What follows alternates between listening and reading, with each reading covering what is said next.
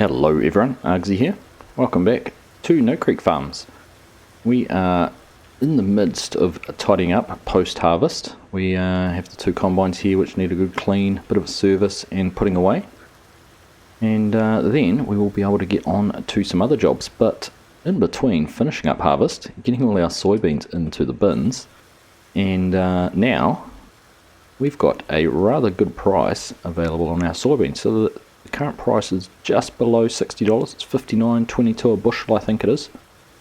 So as soon as we've got these cleaned off and put away, we're going to go move the augers, get the unload auger positioned so we can fill the truck up and run all that down to the co-op and get that all sold, because at $59 a bushel I don't think we'll see anything too much better than that price wise. So I'm going to make the most of that. So I'll catch up with you again in a minute. We'll get these all put away in the shed and start getting some beans loaded. That's everything tidied up and put away. Now, for whatever reason, even though we put the soybeans all in the end bin at the other end, they have shown up in this end bin. So if we went and tried to pull them out of the other bin, there was only 36 bushels in there. So something a little bit funky's gone on there. If we just hop into here and find soybeans, there's 2,432 bushels there. We'll just start filling that up and have a quick look, and there you go, you can see it going down. There wasn't that many more bushels total, so we'll just hop out here, jump back in the truck, get ready to pull forward when that front hopper's full. We're just about there, and keep going. So hopefully the auger will keep filling, which it is, so it's good. So we'll get this filled up and run it down to the co-op.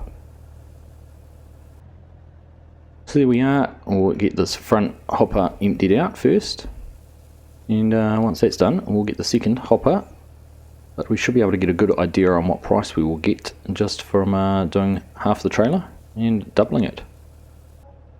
So $50,000. So we should get another 50,000 off this back trailer and clear 100 grand just off that one load.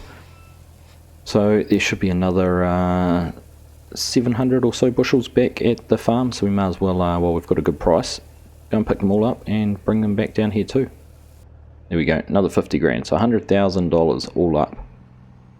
After we've negotiated the co-op's trucks there, which are lined up out the back, we'll head back down to the farm, grab the last of those beans and get them sold. And there was 765 bushels left, so almost a full hopper, but not quite, which I'm going to guess should be about $45,000. Bang on, 45,319. So 145 grand off those two or 1.5 truckloads, and those relatively small fields. We didn't have a huge amount of soybeans when you look at the map, so that was a good amount of earnings, which I have already spent. Well, I've already spent it in my head, but we'll get back to the farm and we'll have a look at what we're going to buy next. So we are back here at the farm, and if I'm just going to take a quick look at the map and discuss what we're going to get done today. So just taking a look here at the soil map, we need to plough fields 13 and 14, and if I turn off the needs ploughing, you also find that the two fields 15 and 16 there both need some lime, as does field 13. So those are our two main tasks we're going to do. But to facilitate that, I am going to head down to the shop and purchase a larger plough. One we have had has serviced us very well, but I think it's time for an upgrade. So we'll go and grab a tractor. Not sure whether the 80 series here will probably be the best option. So we'll jump into this and head down, but we're also going to bring something else back with us too. But we'll see that when we get down there. I also need to give the co-op another 10 grand to pay for that upgraded grain cart we got, which was the tracked version. So I've taken away the wheeled grain cart, and we've got to pay the difference between the two. So we will sort that out when we are back down there. So down here at the shop, we'll just take a quick look at our ploughs. So we scroll across here. This is the plough we are running at the moment. 6.5 meters wide, only needs 100 horsepower, so it's a nice little plough. We're going to upgrade it and go for this 12 metre wide version. Still only 200 horsepower, so got 2 or 3 tractors which would be able to pull that. We'll just pop in here and have a quick look. We will take it factory new, and we will put the forks here on the back, and we may as well include it with the hitch. Not sure if we'll ever pull anything behind it, but for $1,600 it seems a bit of a no-brainer. So that's that bought. Now the other thing, I've been wanting to upgrade our mower for doing mowing for hay. And we've already bought the what would you call it, a scrub mower there, bush cutter, which is really good for doing around the edges of fields. We do own this front mower, and I know there was a lot of complaints about that not being very accurate for the area, so we are going to get rid of that. Now we do have the mower conditioner here, which 4.5 meters wide, works at 13 miles per hour, was what I was thinking, but now that we've got some money, I think we can upgrade and get the W200 series. So obviously it's going to cost a lot more, $150,000, but we can set it up here. We'll go for some nice grippy tyres. We can add the extra step, that doesn't matter. The only thing I do really want to add is the GPS. I don't think we need the extra horsepower, so we'll stick with the 235 series. And I think this is going to be a great addition. One of the other main reasons for getting this is I can obviously run a work on courseplay a lot easier using this than I could with a mower conditioner, which has an offset. So there we go, 166 grand. So our soybeans have pretty much paid for that new mower, which is a good way to look at it. So there are both our pieces of equipment. I think I'll take the mower back, we'll hook the tractor up to the plough, and courseplay can, or sorry, the worker can follow me back to the farm. Now looking at the size of that plough, I think it is going to be best suited running behind the 8960 rather than the 8330, and with the liming need to be done, that will be a good job for the 8330. So we'll get back. I'm not going to jump straight into some mowing, even though we are going to need to get some more hay underway, but just with this lull in our crop readiness and harvesting, we can make this a good opportunity. So we'll get back, we'll swap the tractors over and head on down to start some ploughing and lime spreading. Alright, so we are all hooked up, all swapped over there. The 8960 here with the plough on the back does look like a good fit with this tractor. Then behind it we've got the 8330 there running the lime spreader, and obviously behind that is our old grain truck which has a load of lime and the auger. So once we get down to the field we will be all ready to go.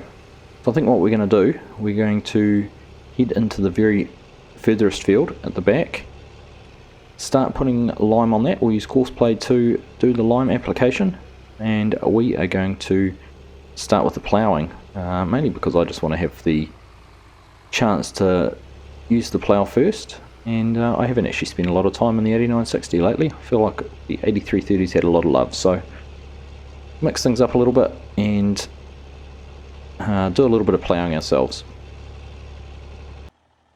So down here in the field you can see our lime spreader has headed off down that way, so we just had a little bit of fine tuning with courseplay. Obviously the lime spreader isn't quite as wide as the fertilizer spreader, but courseplay does not recognise that difference.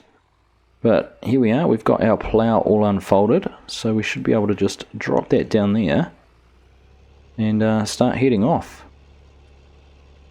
There we go, it looks like it's doing a good job to start with, and obviously covering twice the width we were able to with the other one. So this is I think this is going to be a good improvement and add another level of efficiency to the farm, which is great.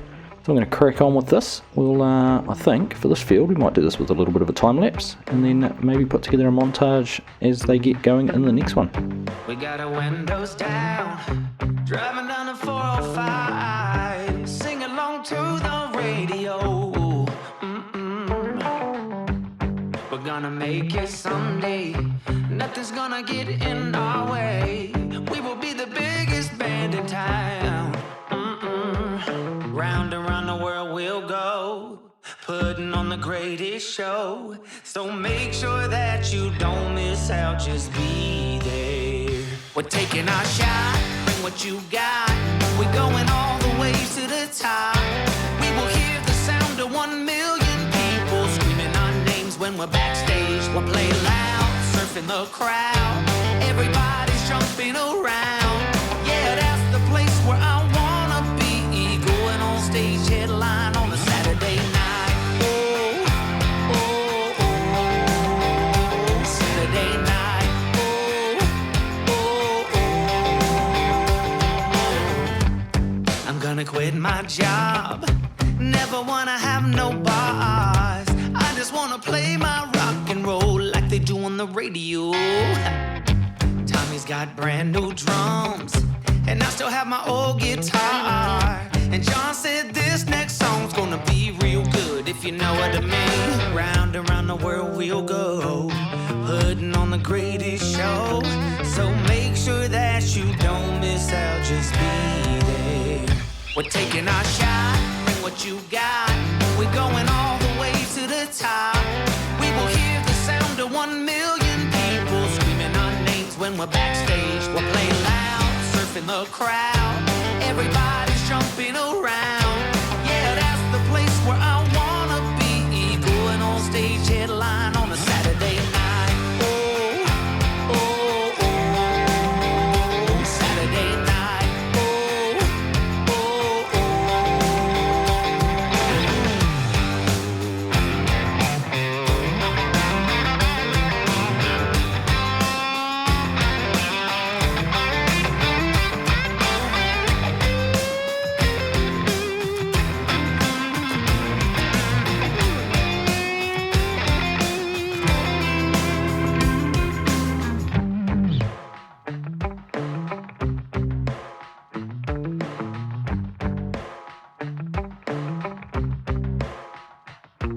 Round and round the world we'll go, putting on the greatest show. So make sure that you don't miss out, just be there.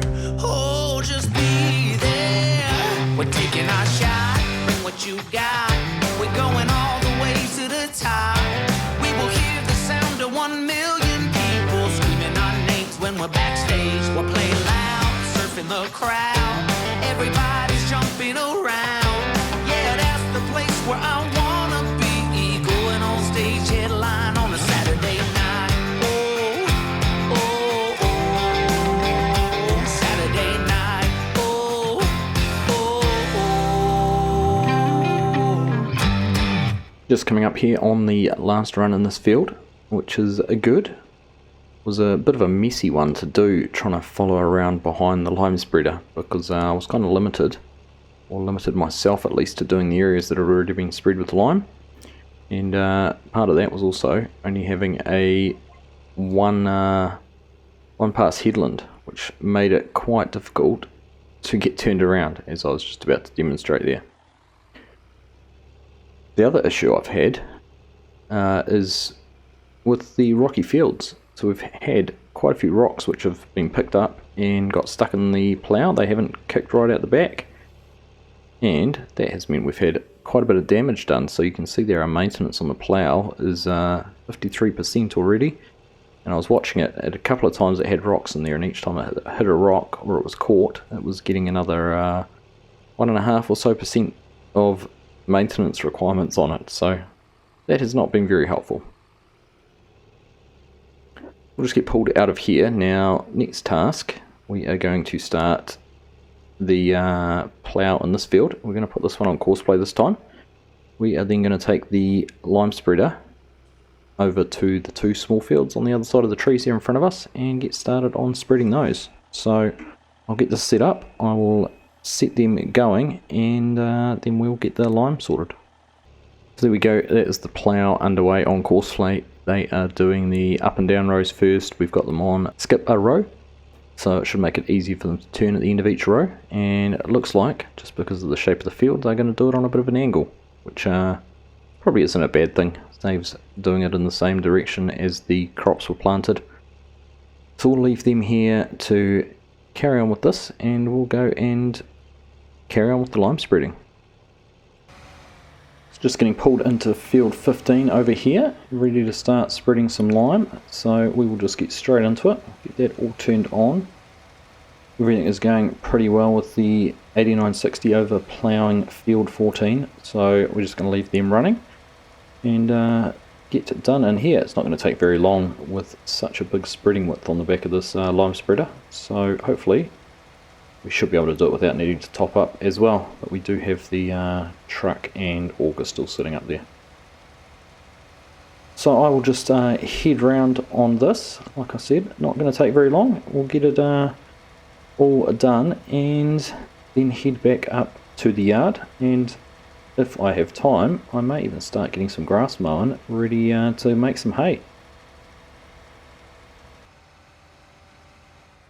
Alright, there we go, that is that little field done. You can just see, actually, if we just sit here, see over the trees, the 8960 there, getting the ploughing done. So they've made a good start in the main body of the field. Now I think we should be able to just go over, we only need to really do the bottom part of this field because the top half was limed when we first ploughed it. So I don't think there's any benefit at this stage to spreading lime on the whole field. I'm not actually sure whether it resets the lime state if I was to do it all, to get it all in sync. So maybe I will. I think I will. We'll lime the whole thing, and we'll just see if that means that the lime state of it becomes synced with the part we expanded and the part we have from the original field. So we'll crack into this and get it done. I think we should have enough. We've got the lime, like I said, in the truck. There's probably enough there for another whole hopper or a spreader load. So we'll just get this done, get some GPS set up and put it on a little bit of a montage.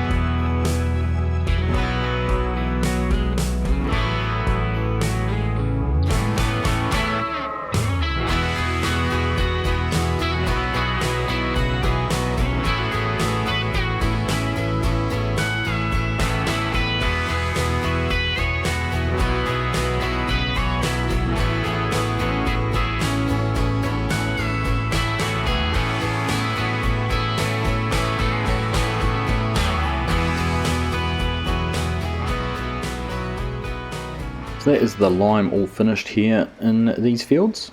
Like I said, I went a little bit further and we've done the whole lot, so hopefully that means it will all be ready for its next application at the same time. So we're going to leave the 8960 over there ploughing. We're going to get these two pieces of kit back up to the yard. Just have to unfold that auger so we can hook it up to the truck, and then we'll use a little bit of follow me to get them back. There we go. And then tell the tractor they need to follow the truck. Perfect, and we'll head that back up to the yard. Then I think we're going to have just enough time to get maybe the front field mowed, the one on the other side of the road, and that will leave us sitting quite nicely to be able to come down and mow this field just here on our right next time and get started on some hay. We're also going to have quite a few rocks to pick up out of those two fields we've ploughed. They've certainly been popping up out of the ground quite a bit. So there it is, we've got everything put away. Now it's time to get out our new mower. Squeeze in here.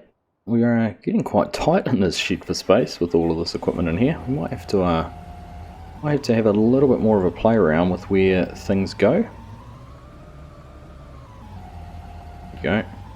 But we're going to have a little problem there with the back wheels, but they seem to have come right.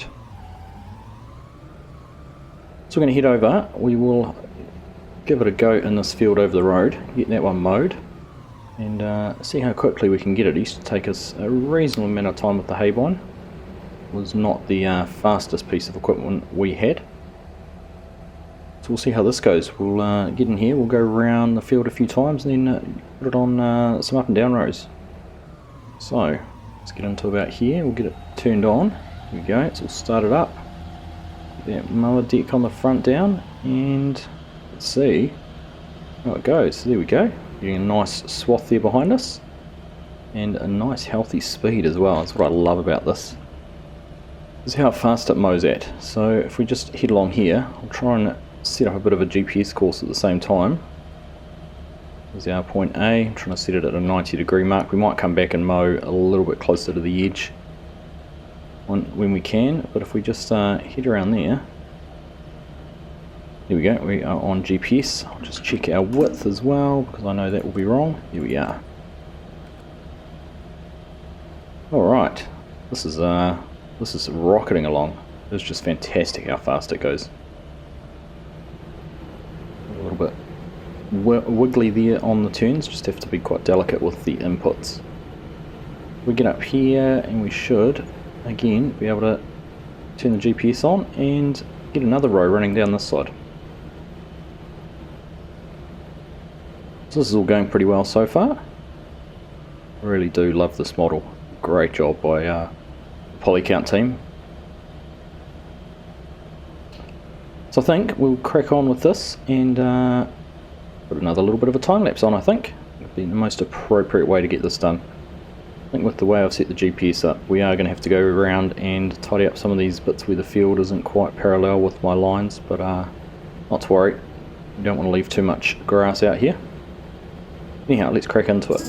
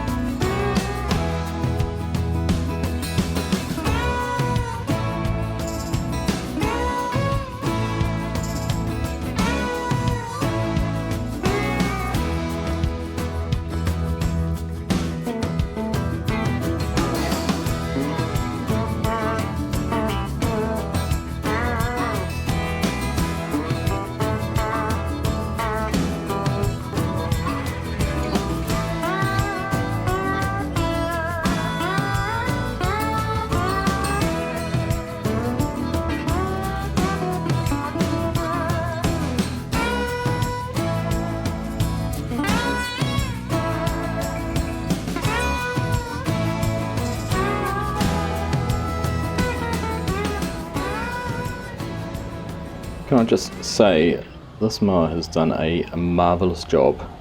Something that would have probably taken me 2, maybe even 3 times longer with the old mower setup. This has just demolished that field and done a good job of it. Now I'm still getting used a little bit to turning on the end rows, so we've got a few missed pieces here and the speed that the head lifts and drops with, but all in all that has done amazing. So very impressed. Right, I think we shall head over. We're just going to park it up for there. It was good to be able to try it out. I think we'll save some more mowing to get done in the next episode. We'll go and get the other field mowed, and then it'll be into tedding and leaving it to dry for a little bit before we windrow it up and bale it. So I'm also hoping to be able to get those rocks picked up out of those fields down the back that we've ploughed. In fact, I might just leave this out here just to cool down for a little bit. Don't want to park it straight in the shed as it's been running, so just leave the engine running there to cool down.